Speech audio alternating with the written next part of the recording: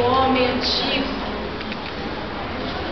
Somente quando aprendemos a olhar com os olhos dos homens antigos que formaram a terra é que aprendemos da nossa essência.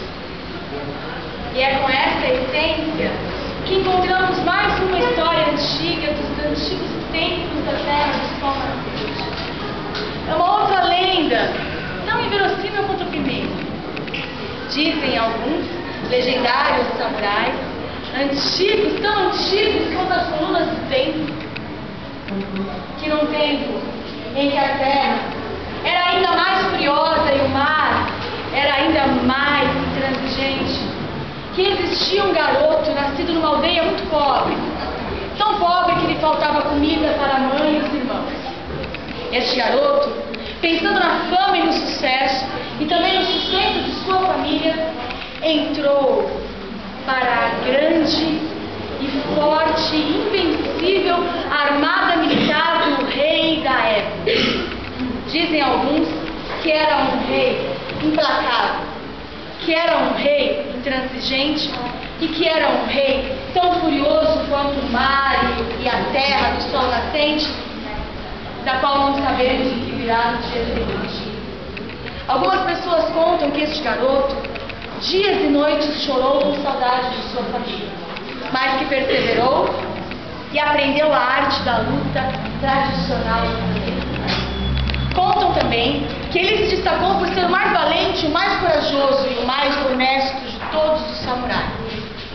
Porém, o rei, que era intransigente, egoísta, e o rei, que com sua autoridade cheio de soberba, não admitia que ninguém fosse tão famoso ou mais do que ele, ao saber das histórias do poderoso samurai, com raiva e inveja, mandou-o para uma missão impossível e da qual todos sabiam não voltaria vivo.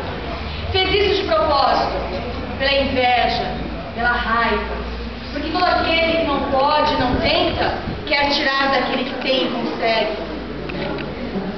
Lá se foi o nosso samurai cheio de coragem para as terras do Oriente. Uma terra para ele desconhecida. Uma terra para ele tão perigosa quanto a terra que não para de tremer. Porque apesar de ser uma terra plana e satisfeita consigo mesma, e por isso não se movia, era uma terra cujo calor queimava ali a sola dos pés. Era a primeira vez que o samurai pisava em território tão estranho e tão distante de sua casa. Era uma terra que quanto mais ele pisava, mais afundava, e quanto mais ele caminhava, cada vez mais aquecia. Ele não conseguia entender o que era aquilo. O vento batia tão forte em seus cabelos, mas com tanta força e tanto calor, que ele sentia os suores correndo pelo corpo, e o suor era quente como fogo.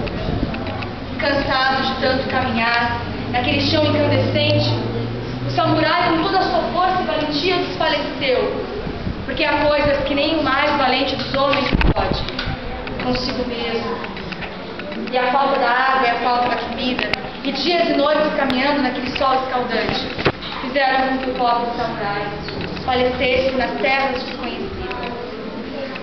Contam alguns que foi neste momento que uma grande luz brilhou sobre sua cabeça, e descendo sobre ele veio um enorme, lindo e forte cavalo alado.